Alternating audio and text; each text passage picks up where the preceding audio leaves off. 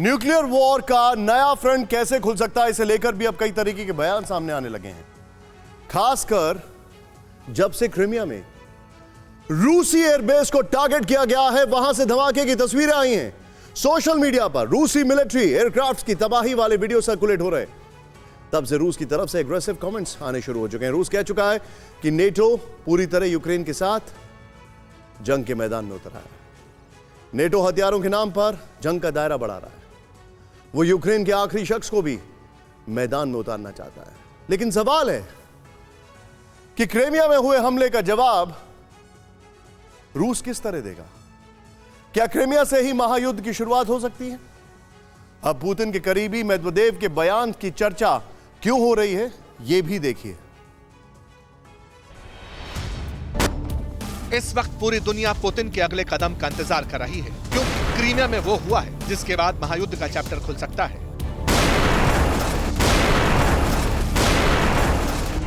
रूस के कब्जे वाले क्रीमिया पर अटैक हुआ। क्रीमिया में नेवल एयरबेस को निशाना बनाकर हमला हुआ, रॉकेट दागे।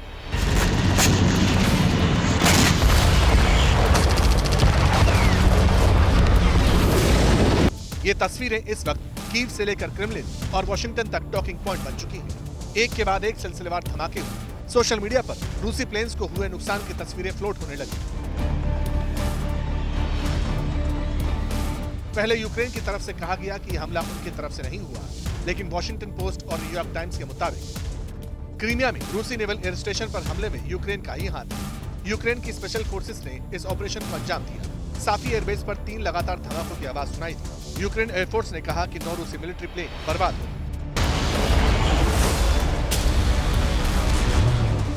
ये बात सही है कि अभी तक कीव ने इस घटना को लेकर कोई औपचारिक बयान नहीं दिया, लेकिन इतना जरूर है कि प्रेसिडेंट जेलेंस्की ने अपने भाषण में क्रीमिया का जिक्र किया। बिना रूसी एयरबेस पर अटैक का जिक्र किए ये कह दिया कि क्रीमिया ही यूक्रेन।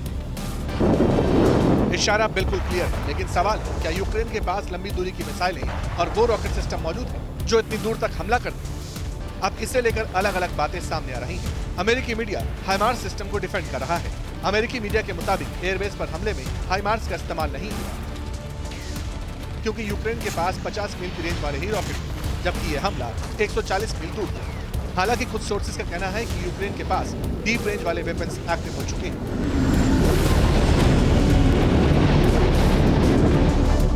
लेकिन इस सब के बीच अब सवाल है कि रूस क्या करेगा, क्योंकि रूस की तरफ से बार बार ये कहा गया कि अगर क्रीमिया पर यूक्रेन ने अटैक किया तो फिर बात विश्व युद्ध तक जाएगी।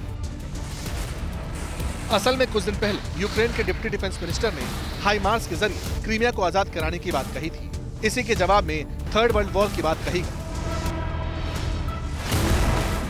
मेदवेदेव ने कहा था, हमारे लिए क्रीमिया रूस का हिस्सा है और इसका मतलब हमेशा के लिए है। क्रीमिया में घुसपैठ के किसी भी प्रयास को हमारे देश के खिलाफ जंग के ऐलान के तौर पर देखा जाएगा, और अगर इसे नाटो के किसी सदस्य मुल्क ने अंजाम दिया तो इसका मतलब होगा कि ये संघर्ष पूरे नाटो के साथ होगा। इससे तीसरा विश्व युद्ध होगा, पूरा विनाश होगा।